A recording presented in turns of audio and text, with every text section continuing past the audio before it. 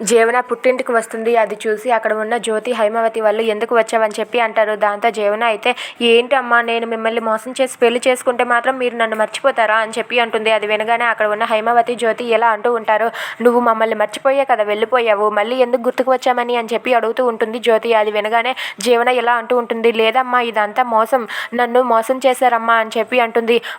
ఆ సునంద మోసం చేస్తుందని మాకు తెలుసు, ఆ సునంద ఏం చేసింది ఏంటి అని చెప్పి యామిని అంటుంది. అది వినగానే జీవన అయితే సునంద అత్తయ్య ఏమీ చేయలేదు, అంతా చేసింది చైతన్య నన్ను ప్రేమించి పెళ్లి చేసుకున్నానని నన్ను మోసం చేశాడని చెప్పి అంటూ ఉంటుంది. అది వినగానే అక్కడ ఉన్న జ్యోతి, సూర్య, హైమావతి, గౌరీప్రసాద్ వీళ్ళైతే ఒక్కసారిగా షాక్ అయ్యి అలా ఉండిపోతారు. ఏంటి ఏం మాట్లాడుతున్నావంటే, అవునమ్మా చైతన్య నా మీద ప్రేమతో పెళ్లి చేసుకోలేదు, పగ తీర్చుకోవడానికి పెళ్లి చేసుకున్నాడని చెప్పి అంటుంది. అది వినగానే జ్యోతి ఒక్కసారిగా షాక్ అయిపోతుంది. ఏం మాట్లాడుతున్నావని చెప్పి అంటుంది.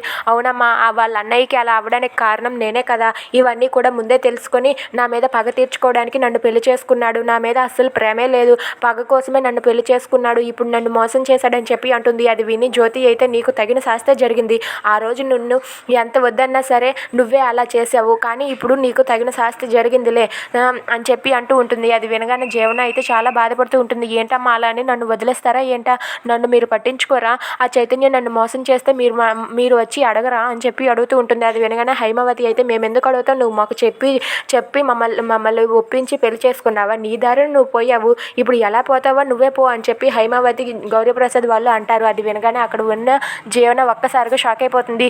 ఏంటి గ్రాని మీరే ఇలా అంటే నేను ఏమైపోవాలి చెప్పండి, చైతన్య నన్ను ఇంత మోసం చేస్తాడని అనుకోలేదని చెప్పి అంటూ ఉంటుంది. Please subscribe our channel.